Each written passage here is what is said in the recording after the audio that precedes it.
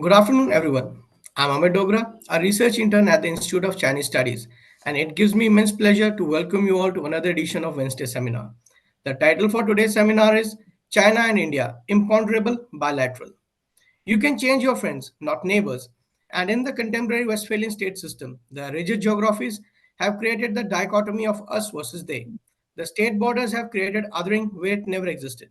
India and China, the two nuclear giants of Asia, share a long border and a history of disputes that has adversely impacted their bilateral relations. From land to ocean, both India and China are in a competition which leaves less space for informal and alternatives to former bilateral relations. Today's seminar would try to answer and provide alternate perspectives for crafting new epistemic dialogues that moves ahead of the existing constraint and provide more clarity on multi-spectral bilateral. The speaker for today's seminar is Professor Ravi Prasad Narayanan, who has been with JNU since October 2015. His teaching and research interests focus on China, its foreign policy, economic reforms, and pedagogies explaining China. International relations and theories explaining state behavior motivate his research and publications. At JNU, he has taught PhD, MPhil, and MA students. He was earlier an associate professor with the Institute of International Relations, National Chengchi University, Taipei, Taiwan, from 2009 to 2015. Prior to that, he was with the Institute of Defense Studies and Analysis, New Delhi, from 2003 to 2009. His book titled Decision Making in Foreign Policy, India China Bilateral Relations was published in 2022. Chairing today's session is Ambassador Vijay K. Nambiar. He joined the Indian Foreign Services in 1967. He studied Chinese in Hong Kong and served in China from 1970 to 1972. He served as India's ambassador, High Commissioner to Afghanistan, Malaysia, China, Pakistan, and permanent representative to the UN in New York. Post retirement, he served as Deputy National Security Advisor of India. He was then deputed by Government of India to serve in the UN Secretariat as Under Secretary General. Further, he was Special Advisor to Secretary General Kofi Annan, then as Chef de Cabinet to the Secretary General Ban Ki-moon, and later as Advisor on Myanmar. Before I hand over to the chair, let me lay out a few housekeeping rules. All participants are requested to remain muted during the presentation. Questions can be posted in the chat box during the event, or you can use the raise hand option. Also, participants are kindly requested to mention their title and affiliation along with the question for better identification. After the presentation, you will be called upon to unmute yourself and ask questions. That's all. I now hand over the floor to the chair to take the proceedings further. Over to you, sir. Thank you. Thank you, Amit. Thank you for inviting me to chair this Wednesday seminar session.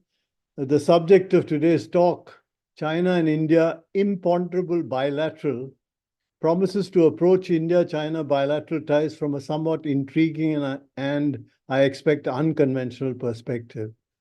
Our distinguished speaker, as you've said today, is Dr. Ravi Prasad Narayanan, who is Associate Professor at the Center of East Asian Studies in Jawaharlal Nehru University.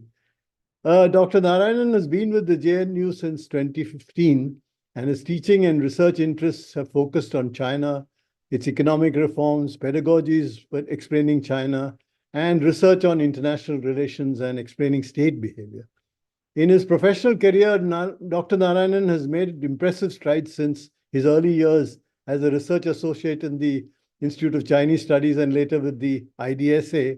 And between 2002 and 2009, he spent valuable time as a visiting scholar, postdoctor, doctoral research and research fellow in Shanghai, Hong Kong, Japan, focusing on Chinese studies.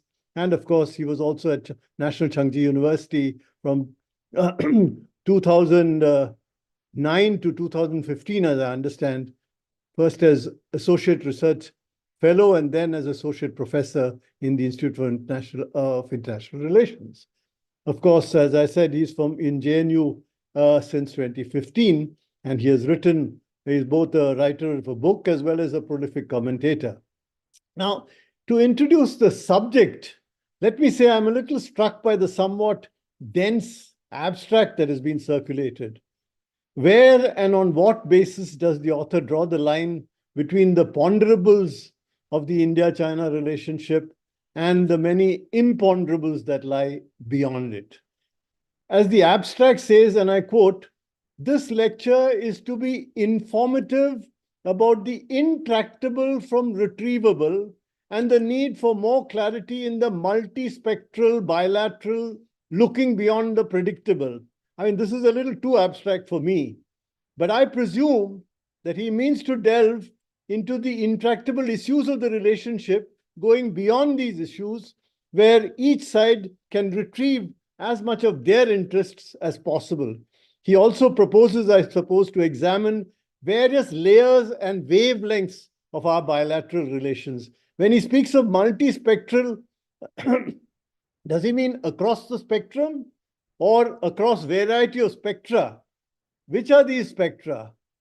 Though this analogy using imaging or remote sensing jargon appears somewhat unintelligible to a non-cognoscenti like myself, I will presume he will cover the various aspects and sectors of the relationship, looking beyond the purely superficial and predictable aspects of our bilateral ties.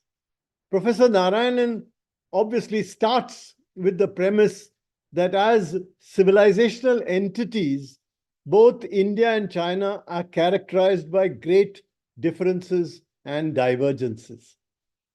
As they have evolved in their current form, both India since 1947 and China since 1949 have nursed deep misgivings about each other, given our divergent institutions, governance styles, political cultures, social mores, organizational, economic, and security perspectives, as well as the conventional stereotypes we have built up through history about each other.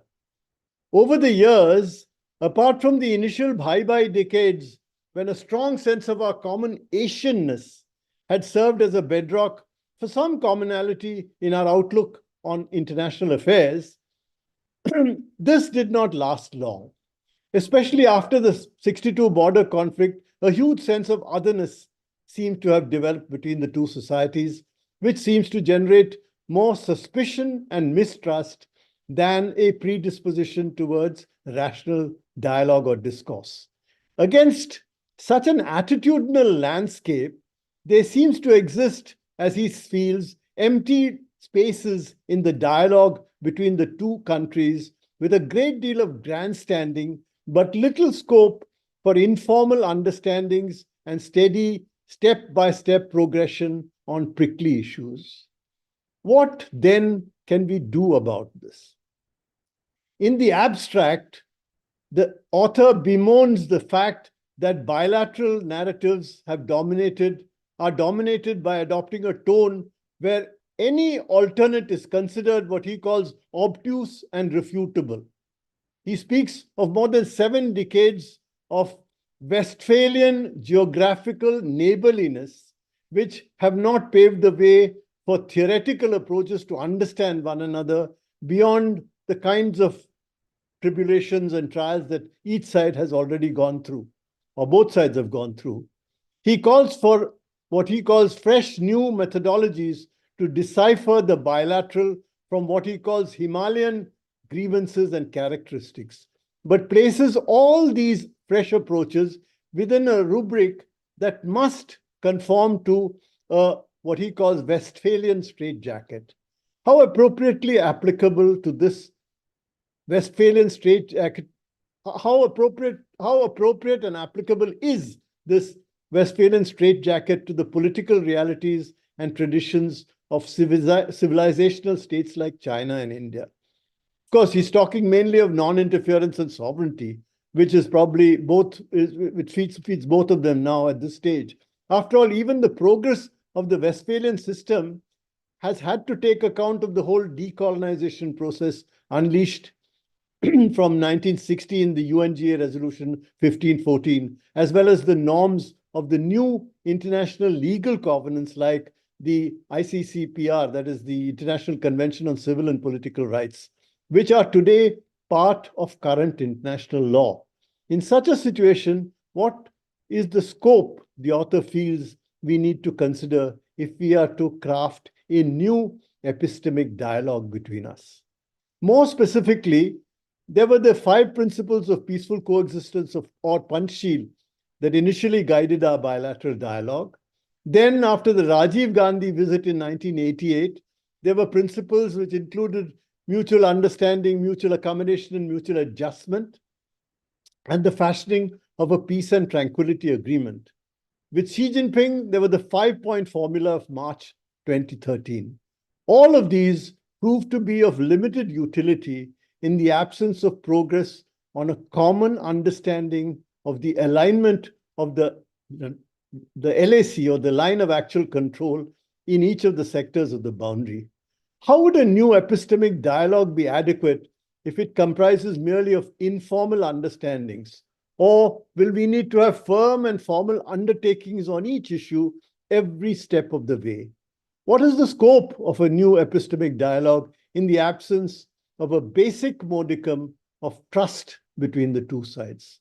How could a larger trust be built on the broad direction of our relationship in a situation where there is continuing tension in the border and the constant danger of an outbreak of conflict? How will this trust be built? That, I think, is the crux of the question. I don't think I need to say very much more at this stage. I look forward to a very interesting presentation by Dr. Narayanan. The floor is yours, Dr. Narayanan.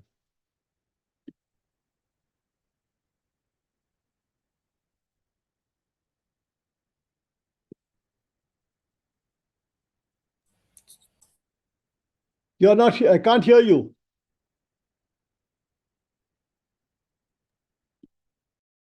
Thank you, Ambassador Nambyar. I hope I live up to your expectations. I have chosen this particular title, China and India, Imponderable Bilateral. As chairman, just give me 20 seconds. Let me close this door.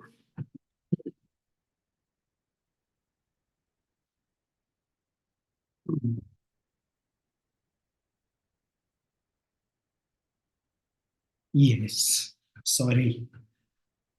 I chose this title for a simple yet complex reason. Why is it that 60 years, 62 years after the war in 1962, we're not able to get over it?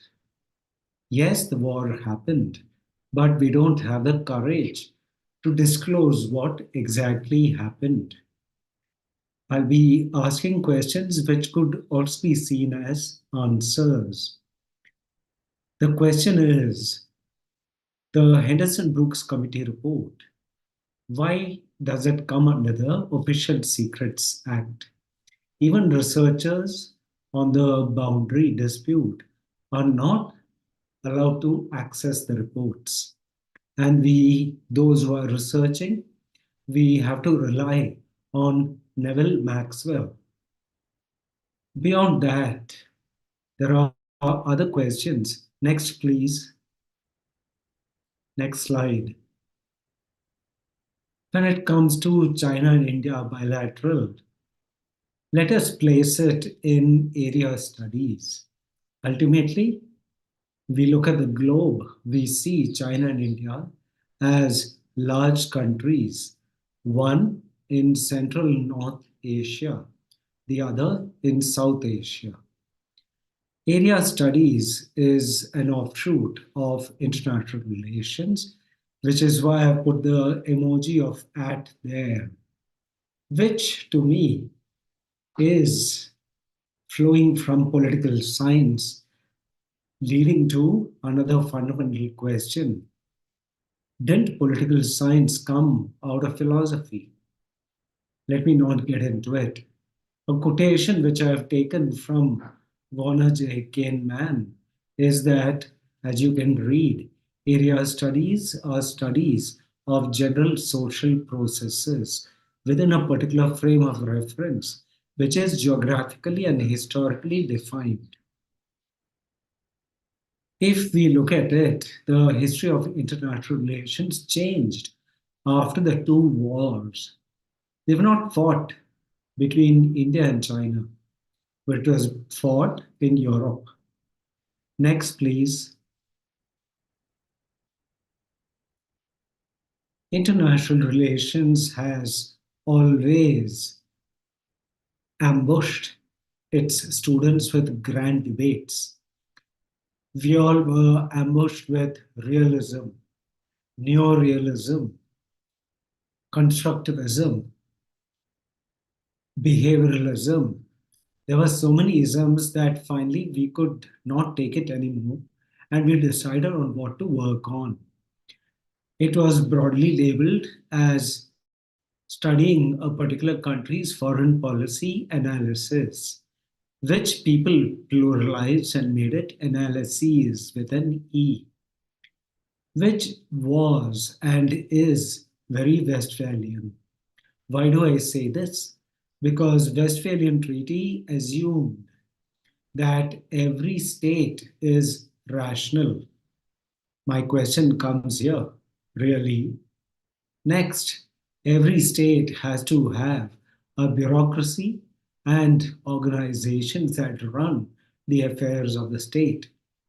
What is the role of cognitive factors? For instance, why did France and England go to war in history many times? Was it politics or what is not mentioned? Religion. It could be seen as a fight between the Catholics and the Protestants. But research on that aspect has been squelched. Foreign policy change here has been happening ever since, thanks to France and England. People started debating in these countries what should a state be comprised of and who should run the state. Shouldn't that person be accountable? Hence, you have the election processes emerging. Then you have the discourses on various aspects, which the United States speaks about liberty, freedom, justice, etc. We should not forget Thomas Hobbes. Of course, he began the state as being the hegemon. Then you have Locke, constitutionalism. We cannot forget these people because they have been cited by thousands, maybe lakhs. Here, where I would begin my departure is levels of analysis. Are these levels of analysis prescribed to us by European and American scholars? What about Asian scholars, China and India specifically? Isn't it surprising that these two countries, they have lots of differences, which I'll be explaining later, but they comprise 1/3 of the world's population. One is part of the not working United Nations Security Council, as Ambassador Nambiar knows. I'm sorry if I'm wrong. India wants to be part of the UN Security Council, but it has emerged to become a cabal where the 5 countries do not want a sixth. Going beyond it, the levels of analysis speak largely in favor of countries subscribing to what is said as freedom and democracy. Agreed, we are in a democracy. At the same time, the question is, doesn't democracy also have its levels of analysis? Let me not get held hostage by what I say. The international system. The international system which we are studying, which I've been teaching, and earlier which I used to study about in the university where I teach, it was at that time the only system that will work. At the same time, I'm not pro China, but China at least has started dabbling on what should be the alternative system. Here are the levels of analysis. I go back to it because most academicians in China are members of the Communist Party of China. When they speak of an alternative system, we assume that that alternative system has to be communist. But what if I disagree by saying that many of these scholars, while members of the party, they have relative freedom to discuss what they want to. And they speak of a world where ideology is not the central rallying factor. Neither do they say interests. It is about what is convenient, where the nation state, the bureaucracy, and the individual have different perspectives, not entirely dominated by the political cadre and the bureaucracy that they order around, where the individual is the casualty. Next, please. International relations has had many debates. When I joined JNU, I was teaching research methods, which was good. It was like going back in time. And I realized that IR started with the first debate in the 1930s and 40s, nearly 100 years ago, where idealism and political realism were being debated. This was followed by the second debate, 1950s and 60s, the post-Second World War phase, where it was scientism versus traditionalism. Third debate, 1970s, was when realism began to dominate against liberalism versus Marxism. A time came when academicians started debating whether liberalism was another version of Marxism. In some segments, it still continues. Let them. The fourth debate, 1980s to 2000, came because realism and its trump came with tremendous costs. Neorealism emerged, and it was competing with institutionalism versus constructivism.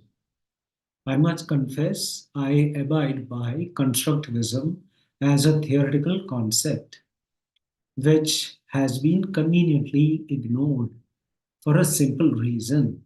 Constructivism speaks of social debates, but in the fashionable West, it has been said that social debates is backdoor entry for socialism.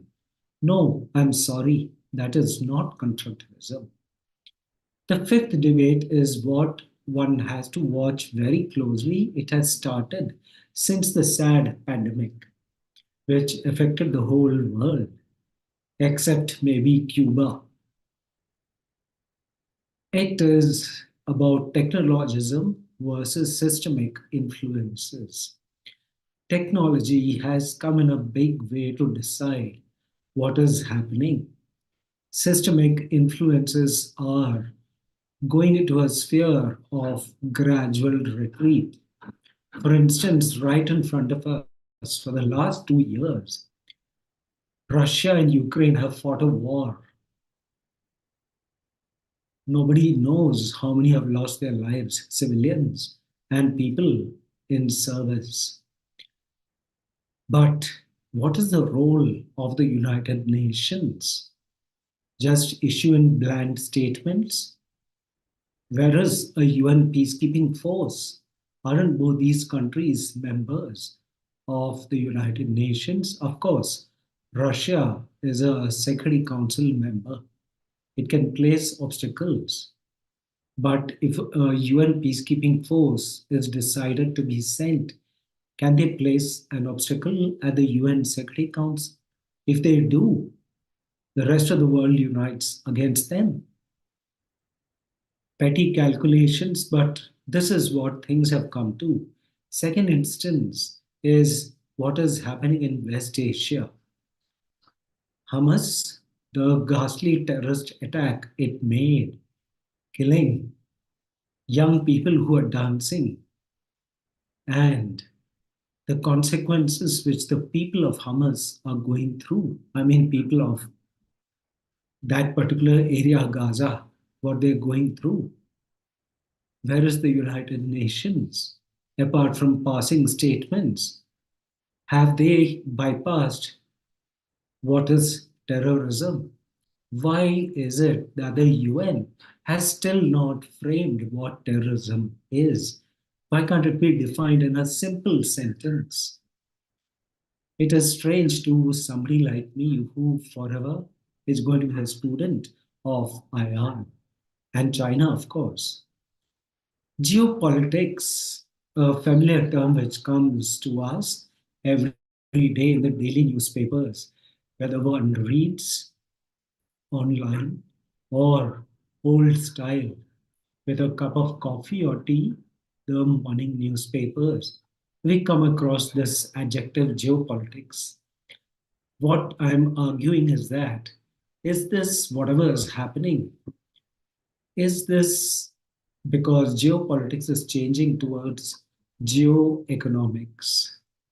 Why do I say this? You can ask me questions later, but let me complete this. Next, please. Coming to the China India bilateral, as I had said, since 1962, bilateral relations have been in permanent stasis. Both the sides don't want to move. Here, Ambassador Nambiar is the right person to answer as to what has happened to the joint working group, the special representatives. What has happened to the our parliament, where earlier parliament used to be briefed about what negotiations were held, when and where, and when would the next round of talks be held. There is no information at all. When it comes to the bilateral, scholars, I'm sure there are quite a few who are here today. All of us are scholars when it comes to China. I have put that arrow for a simple reason. We are not able to define what is the exact international relations in China-India bilateral. Why? We need more explaining and understanding. We have to look at explanations as to what created the problems, what were the causes, what were the defining points when it came to events and the behavior of both the parties. Readings tell me that the former, a long time back, former premier of China, Zhou Enlai, when he came to India, he came after a visit to Burma, Myanmar, very happy that he had stitched a boundary agreement with them.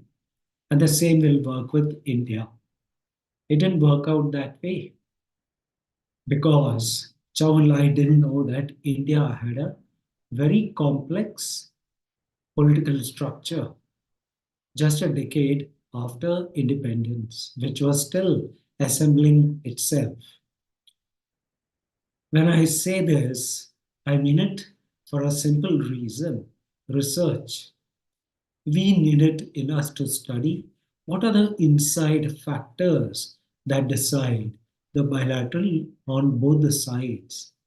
On the Chinese side, yes, all academicians are members of the party, but outside their official rooms and classes, they are different personalities when it comes to discussing the bilateral.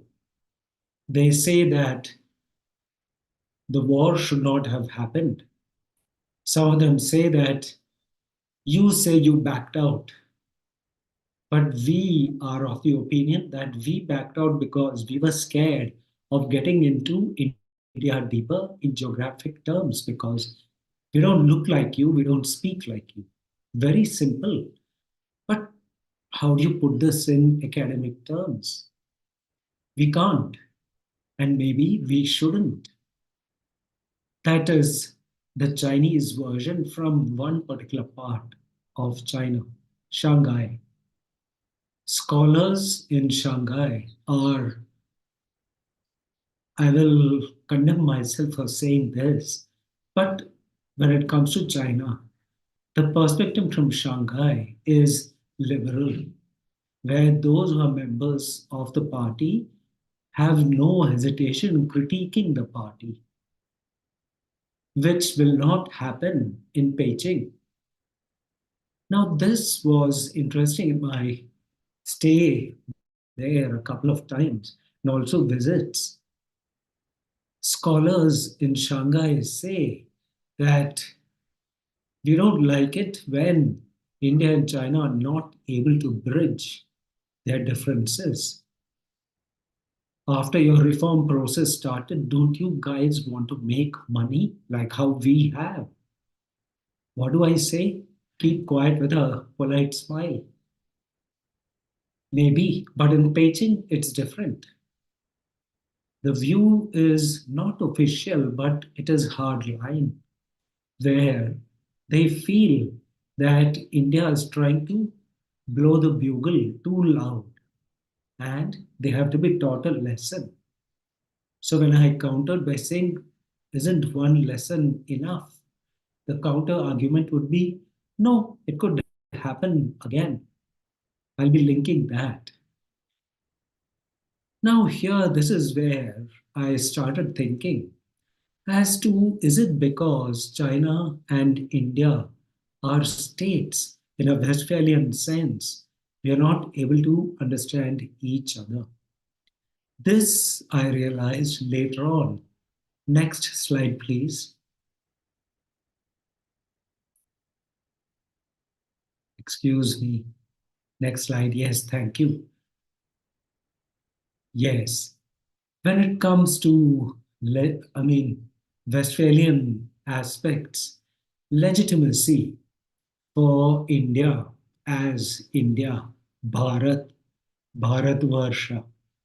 It came in 1947. China, Chungkuo, 1949. Both the countries, in the Westphalian sense, are still trying to identify themselves as Westphalian states, where there is a humongous version of national integrity. One agrees. But at the same time, in China, some of us know northern China, or starting from what China calls Inner Mongolia, Neighbourliness, and you go further to Xinjiang and Tibet, which they call Xizang. Xinjiang was East Turkestan, and deep down, the people there, while citizens of China, do they feel they belong to China? One doesn't know. One can't go there on a field trip. Xizang, Tibet. I've mentioned this later in one of the later slides. Tibet is an issue which will keep fermenting. When it comes to India, yes, we are one country. We say we are a federal expression. I'm not getting into are we, will we, etc. But how many people feel that our foreign policy does not reflect what it should when it comes to the provinces, when it comes to the states? If you go to a state like Tamil Nadu, they are quite upset that they cannot have agreements with Southeast Asia. On asking, why do you feel this? They say Southeast Asian countries, starting with Singapore, want to invest in our state, but we need permission from Delhi, which never comes. Okay, the same problem or issue goes up north, up just immediate north of Tamil Nadu, when it comes to Telangana, Andhra, Odisha. Odisha is waiting for investments from Indonesia. because in the past it was that their current chief minister's father who flew Sukarno to Jakarta. And they are saying that people in Odisha and people in Indonesia, sometimes our names are common, which says that history speaks to us before the political entities that we became. Very controversial, what I'm saying. But yes, this is the truth. The next aspect which I'd like to say is, should India and China think of looking at each other as realms, not as Westphalian states? It was in the 1860s that the term realm, realmic, it was used quite often. It has drifted away. But why do I say this? To China, the problems the Indian state is facing in Manipur begins from their problems with the clans, starting from Yunnan, who are spread into our Manipur and also Myanmar. So, this to me is part of the Chinese realm. Catch me if I'm wrong, tell me. When it comes to India, whether it's East Africa or even Myanmar, people who go there, they are asked, when will we start dealing in rupiah? Which was interesting because the rupee was called rupiah 100 years ago, and it was used when it came to trade. Here, the Westphalian state did not exist. It was the realmic expressions that India had, rupiah, in these parts. This was, and in some cases, it's also in places far away like Afghanistan. Personal experience was from students in JNU, MA courses. There were 3 students from Afghanistan. And they said that, sir, your country, our country could have been your country, but we couldn't. It was because of foreigners. I didn't continue that conversation because, well, do I say yes? Do I say no? So it was like a cricket match. I was stumped. Then comes boundary and territoriality. All of us are, irrespective of what we are doing, students of international relations. But how many people in our country know that India's longest boundary is with Bangladesh, not China? Our media doesn't say this. Our boundary with China is 3,488 kilometers. I must add here, undefined. And as Ambassador Nambiar knows, we have the LAC, LOC, but nowhere do we have the IB, international border. Then with Pakistan, our boundary is 3,310, which they dispute because they covet certain parts of our country. Here, I feel that India and China not striking a chord is because of the conflict and conflictual temperaments, where the Ministry of Defense here and the People's Liberation Army on the other side, they are wedded to this. Of course, the PLA is a party of the Communist Party of China. It is only secondary that it's the army of the country by the name China. Their first master is the General Secretary of the Communist Party of China, who is heading the Central Military Commission. In India's case, we have had a Ministry of Defense, and at one level, it is encouraging that ever since the Doklam problem started, the Ministry of Defense has started negotiations with the PLA, and 20 rounds have been held. And it involved some withdrawal from our side, some token withdrawals from their side. But as researchers, and as a researcher myself, where is the information in the public domain? There seems to be a blanket ban on these. Here, I say it seriously, but when it comes to detailed articles on or reports on the boundary dispute, isn't it sad that we have to refer to Western sources? Why can't China and India come together to at least discuss the issue threadbare and release it in the public domain?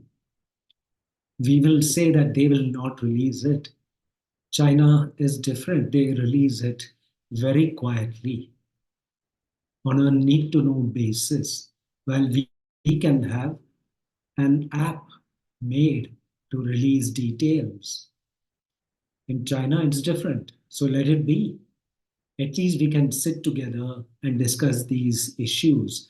Otherwise, our newspapers, when it comes to China India bilateral, they are stating the stated, reiterating what was said a month ago. You just go through the newspapers, digital and also the physical ones. I confess, every day I read two newspapers. First is the Hindu and the Indian Express. And both these newspapers at least have some substance.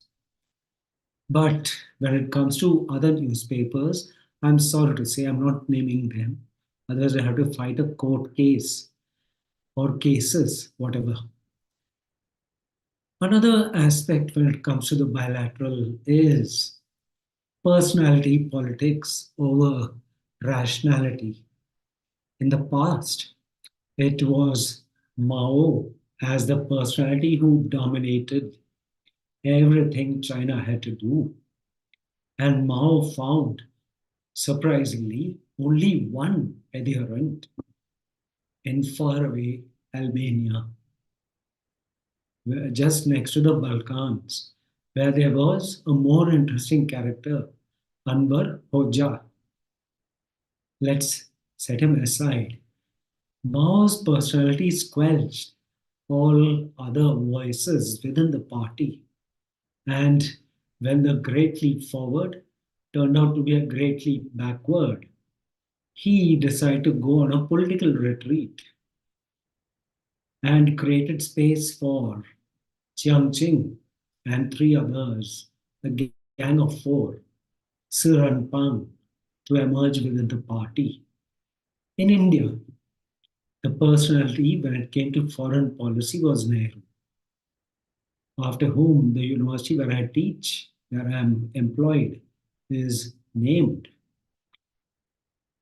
He perhaps thought that negotiation with China will work only to an extent. What changed the whole equation was the Dalai Lama leaving Potala and his Potala palace and coming to India with his followers. Now, this led to Nehru realizing that the communists are aggressive when it comes to taking over land and expanding their map. Okay, but what did he do? The question here arises, which is internal. Was he actually briefed about the reality at that time? We have no way of knowing. The moderator knows, perhaps, And if he could tell us, we'll be happy. If he knew, was he in a position to take decisions? I use this adjective very carefully. My book has come on decision making. When it came to decisions, did Nehru have to go through the party first, the Congress of that time, and then the Ministry of Defense? Or was it the cabinet? Within the cabinet, did people know about his ill health? And were they waiting for him to depart? Did that affect our decision making when it came to the war with China? These are questions I ask as a former student of political science. Because these are questions to which there are no answers. It's not the first time I've asked these questions. I've asked many people who used to be in service, who are in service, and their reply is very clear. They say they look into it after they retire. Well, if that's an answer, aren't we escaping from a reality that goes beyond the question I've asked? Are we comfortable in the shoes that we are wearing? That of being a state. Aren't we a state which the departing colonials left behind after fracturing us permanently? If that is the case, why shouldn't we be a federal expression? Because we look at China differently then. The war in 1962 should not have happened. But the war had its impact mostly in the regions which are closest to China and regions where there used to be many Tibetans erstwhile who are still there. In your mind, just look at the map of India. You look at the India that we have, Eastern Ladakh, most of it is gone. Western Ladakh, Tibetans, the language spoken is Tibetan, Ladakhi. Then you go down to Himachal. There you have Lahore, Spiti, Kinnaur. People speak Tibetan, they're comfortable. Then you have Uttarakhand, sparsely populated, but people are Tibetan, and also, of course, our traditional people who have been there for eons. Then is Nepal. After that is Sikkim, Tibetan influences, linguistically, culturally, historically. Bhutan, then Arunachal. So you have this, if you were to look at the map, you find a Tibetan picture right at the very top of our border with China. So, is it possible for the two countries to settle the boundary dispute? The Chinese say that the British drew lines, McMahon, and they don't agree with it because Tibet has always been theirs. That is fiction. It was in 1908 that one of the earlier Dalai Lamas, he did not approve, but he signed a document written to him and sent to him. And the Chinese plenipotentiary, the ambassador, showed him what has to be signed, saying that this is a document which would allow Han Chinese to come to Tibet and indulge in traditional activities. It was never mentioned what are these traditional activities. He signed in full faith, but the same agreement also had said that the Dalai Lama will report to the Qing dynasty. Whoever was the Qing emperor or de facto empress, That was a time when the Qing dynasty knew it was going to fold up. And you had the empress at that time, Cixi. She was the empress who used to control who was the token emperor. So Tibet and China's claim on Tibet is very vacuous, fake. But do we have it in us to conduct negotiations with Tibet independently? We can't. Thankfully, since 2010, we have stopped mentioning Tibet is Tibet and Taiwan are a part of China.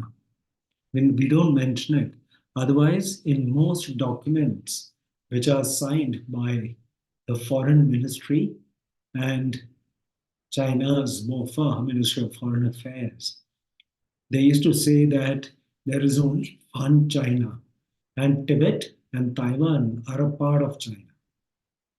We have escaped from that. So, as Westphalian states, let us live in that escape. So, here I come to this realm. Can we start negotiating that particular region as being part of a realm? Nowhere in our history did we have any dynasty that had claimed these parts, the same from the other side. It was a cultural expression. Those days, I don't know, how did people travel? Did they need papers to travel? Perhaps they needn't, but it could just be something like what we say today, recommendation letters to conduct business or to travel to a particular religious place, monasteries, etc. In my limited free time, my ideas developed further, happily or sadly, about this realm aspect. If starting with Ladakh, in Western Ladakh, beyond Leh, one was surprised to see people who are not Tibetan, who are not people like you and me. They were Muslims. And stopping for a cup of tea, the tea was different. Why? Because the tea mixed with saffron. And, well, so asked the person, this tea is different. Said that we Persians, we have always had saffron tea. I got up asking Persians. He said, look at that picture. So I saw the picture. Here, hold your breath, cross your heart. The picture, there were two pictures, Ayatollah Ruhollah Khomeini, Syed Ali Khamenei. I said, this is India, you have put up these pictures? I belong to that spectrum of Islam. My forefathers used to go across the mountains and trade with Iran. And we used to bring commodities which the people who speak Tibeti want. And I used to also take products which were made in the monasteries, which have a market in Iran. I send it these days. It takes a long time. But my forefathers used to go across the mountain. Still, this artificial creation came in between. I laughed. You mean Pakistan? Oh, please don't mention their name. So I was thinking, hey, in history, these parts never fought with one another, and they were realms. It was after becoming Westphalian states that they fought, China and India. I think, And not surprisingly, Professor, I think you should collect your this thing and come into some kind of a concluding statement where you make some, because we seem to be moving in all directions. You're talking about the sort of Shia members of in Chitral and other places who have a fairly big connection with of course, Iran. Yes, because they're partners. Yes, Ambassador. Thank I'm you. sorry. Okay. Yeah, Thank you. I'll continue. Yeah. Now, here, China-India relations. In one of the libraries, I was reading a book where a citation caught my attention. It was about the Sino-Indian War, and you had a scholar with a Chinese name, Hu Shi. He was interviewed by the New York Times. He was asked, "What do you think about the China-India conflict?" And he replied very clearly, "For more than 2 millennium, India had never sent a person wearing a uniform over the mountains. What did the communists do? They did the opposite." And then it struck a chord for the simple reason that those days I was based in Taipei. The Academia Sinica had a Hu Shi Kung Yuan. Hu Shi had established Academia Sinica, and the garden there was named after him. So going beyond the personalities, next slide, please. Yes, China and India, there are commonalities. China began its reforms in 1979, as we know. But what we don't mention is that the reform process began in their minds in 1965 onwards. After it uh, was it? Yes, it was their then Prime Minister, Mao Zedong, and Mao Zedong, what's his name? Chow En-lai. Chow En-lai had given a speech to the members of the party saying that the four modernizations will improve China in economic terms. Of course, the die-hard Reds in the Communist Party, they critiqued, and they said that he has become an appeaser for rightist tendencies. But Chow En-lai spoke as he knew that Mao's Great Leap Forward had failed, that millions of Chinese had starved to death. So in 79, Deng Xiaoping was accepted as the leader of the Communist Party of China. And he introduced what we are all familiar with, socialism with Chinese characteristics. India's case, it was 1991, as we know it. Till 1991, we were a ration economy. Everything was rationed. Days were spending a lot of time with friends, waiting for the ration shop to open. That changed since 1991.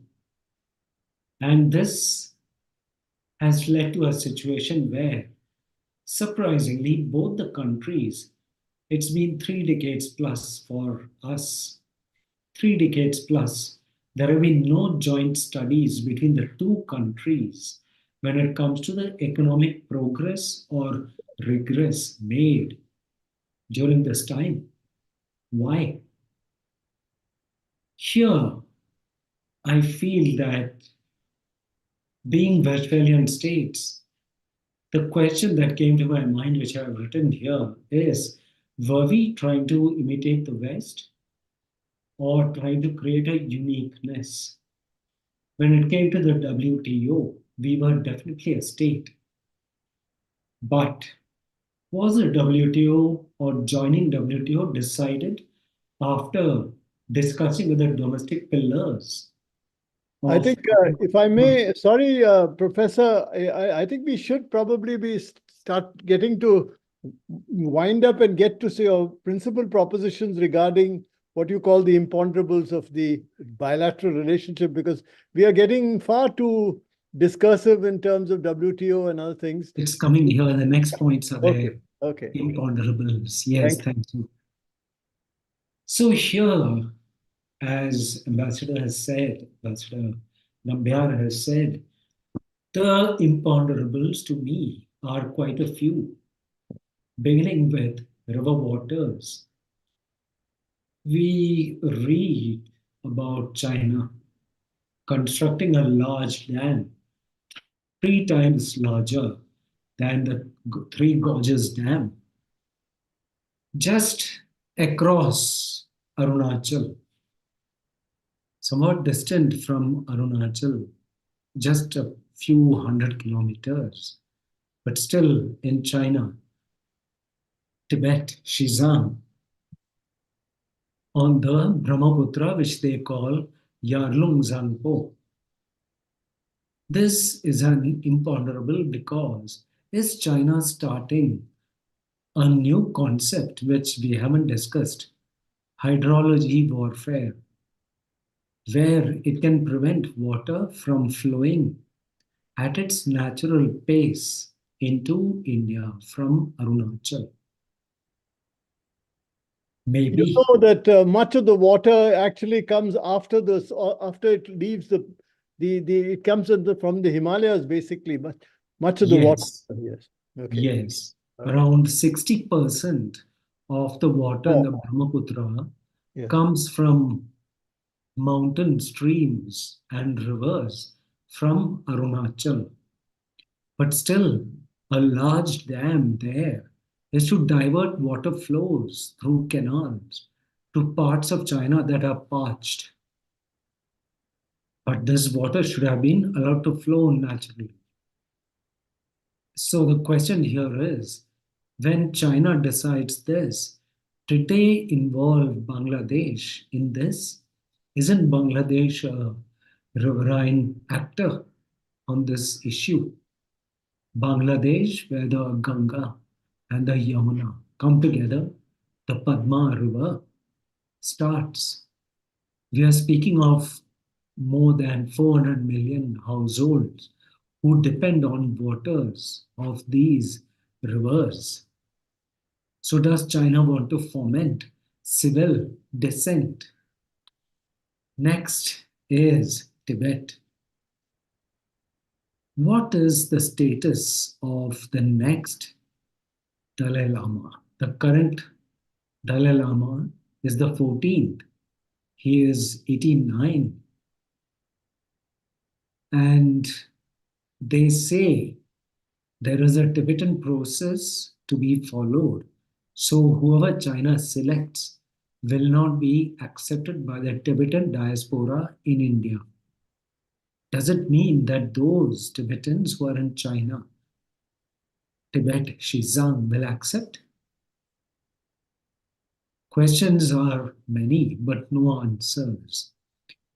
The current Dalai Lama, with his old age, is not meeting the media as often as he used to.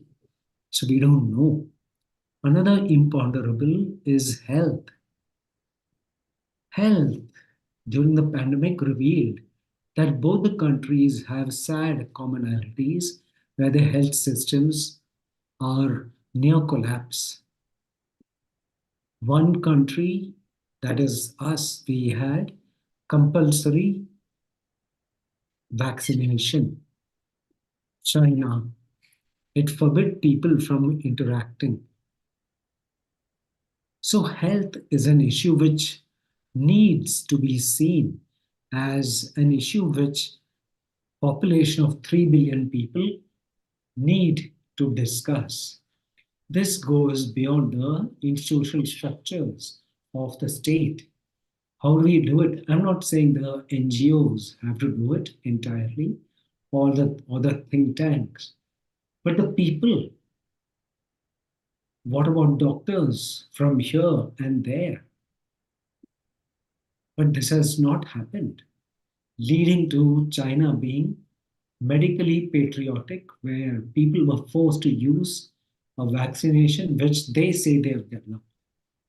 In our case, we say we have developed the vaccination. Yes, we did develop, but as researchers, the ingredients, the basic chemicals were imported from China.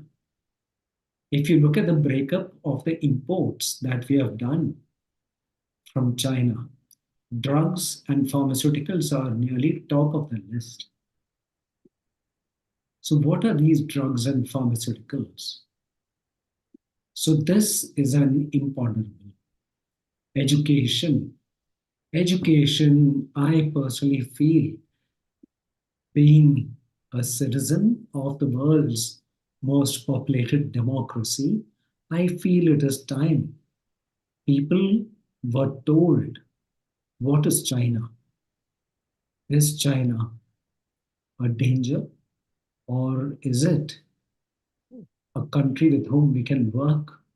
As Ambassador knows, we have to use a Chinese character here, Wei Qi. Next slide, please. Wei Qi means threat and opportunity. These are the sources I've referred to. Next slide after this, please. Next slide, please. Yes. The imponderables as it continues. Does ideology matter between the two countries? It is very welcoming that discussions on China don't stick to ideology.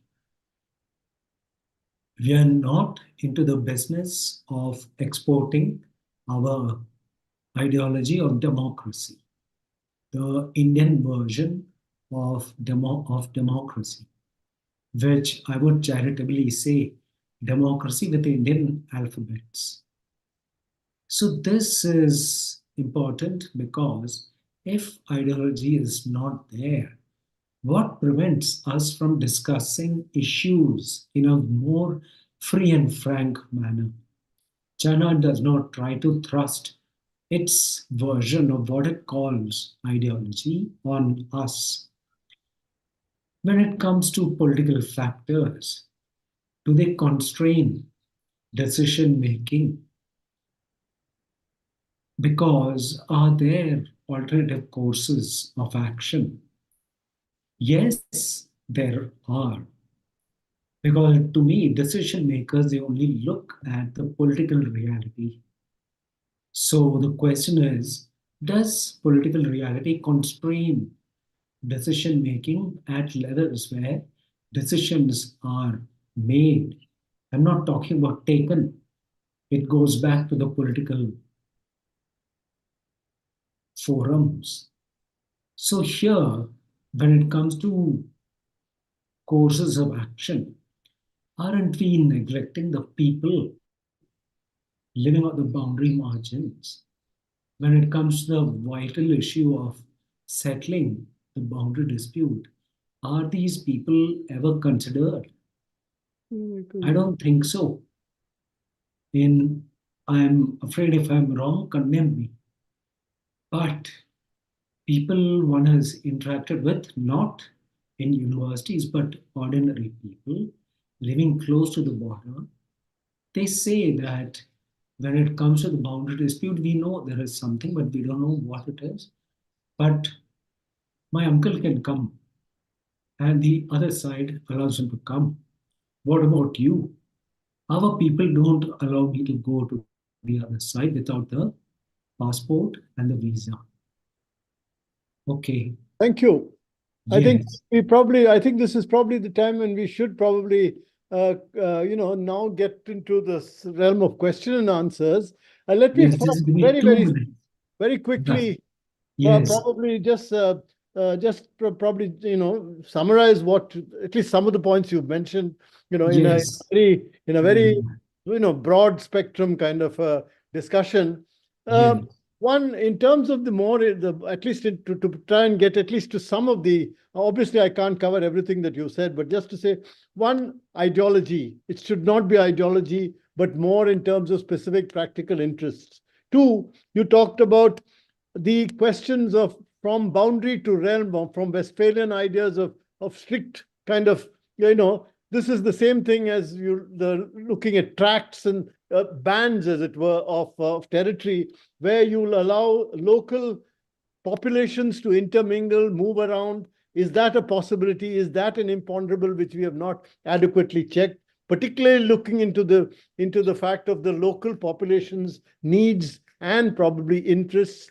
And why should these very the strong ideas of line of sort of lines matter so much? And is it possible? Now that is something, of course, which the two countries should be able to discuss. And I don't know whether you're making a point that should be on the agenda of the officials on both sides. That is to have some kind of a band, whereas this is what you call a multi-spectral approach. We have several bands in which you took look at these things. Okay. The third is the subtext of Tibet and the HHDL, that is His Holiness's successor, which in some ways is going to be there, whether we like it or not. That is going to be imponderable. The question of more transparency. Now, you talked about I don't know whether you've seen works by people like Rishar, who's talked about shadow states, and then, of course, Swarjyoti, Gohain's own questions of the Himalayan, the track. These are things which are already in progress, and there is discussions at scholarly levels which are doing, and I think that will progress into some kind of a discourse. Now, let me, having made this very quick kind of summary, which is obviously not completely satisfactory in the sense of having covered the problem, let me just take some of the questions which have come on the chat box, and one of which is from a very mysterious gentleman named Mr. X, who says that why did Pandit Nehru not convert his area of peace perception into reality by agreeing to Premier Chou En-lai's swap or in a sense package deal of letting between the two, that is between the western sector and the eastern sector. That is one question which he likes to put to you. Another one is had Pandit Nehru asked his cabinet had consulted his cabinet before launching the foreign policy, forward policy in December 1961. Now, that again is something which is probably a question of history which you can address. Will Modi do a strategic bargaining with the PRC in his third term, along with the Tiger's Nest area of Aksai Chin, for ultimately resolving the India-Tibet border, or will it again be postponed to another generation? Now, I think these are some of the questions. There's another question which again goes back into history about Nehru. But if you can address these three questions, and then I think I would ask people to probably raise their hands, make a quick question. We should be, I don't think we have more than about another 15 minutes in all to complete this session. So go ahead first with these questions, Professor. Yes, thank you. When it comes to deciding on the boundary, it can only be decided if we hear the local voices. What kind of a boundary do they want? Which leads me to a very different question. Are we willing to accept a concept called flexible sovereignty, where the people who are closest to the boundary are given the choice of either stay here or go there? And you have a time period of 5 years to decide either here or there. This is linked to another question, which is, do we have it in us to accept citizens with multiple nationalities? As the world's most populated nation, it will be a debate which will be undertaken later. Because many young people, the first choice they have is to leave the country. The other question that was asked is whether the current Prime Minister, Shri Narendra Modi, whether he can settle the boundary dispute in his third term. I would say that in his third term, when he gets elected, let him try first, because the boundary dispute is an aspect where it actually goes beyond the respective foreign ministry and the National Security Council. It involves the Home Ministry, Defense Ministry. It involves quite a few other ministries. And this is where he has to bring a whole team together. And kindly, when that day comes, kindly do not ignore the people who are living on the frontiers. They've been there for decades. Their voice is important. And what kind of a solution? Do we have any studies? The only studies I can think of are not about China, India settling their boundary disputes on the high mountains, about the high mountains. It is only about Chile and Argentina. They had a fight over the Andes mountains, but they settled the issue. Of course, it helped that both the countries, the people speak Spanish. It helped. But in our case, people are speaking at least three languages: English, Chinese, Tibetan. English, because that's the language we use for governance. But the people in the frontier areas, they're comfortable with Tibetan. At the same time, in Ladakh, it's Ladakhi. So we cannot ignore them. So that is my only suggestion for the next Prime Minister, most probably the current Prime Minister. Okay. Yes. Thank you. Thank you. Now, is there anybody? I think I would ask Amit to check whether there is any hand raised option, because I can't see them. If you will kindly point out any person who wishes to raise a question. No, sir. As of now, we don't have As any of now, raised in hand. which case, I don't see much in terms of my own summing up. I've already summed up this thing. I must say that we've had a very wide-ranging kind of a discussion. Would you like to make a few concluding statements, Professor Narayan, and then we will close this meeting? Yes. Yes, please. Go ahead. Ambassador, Mm.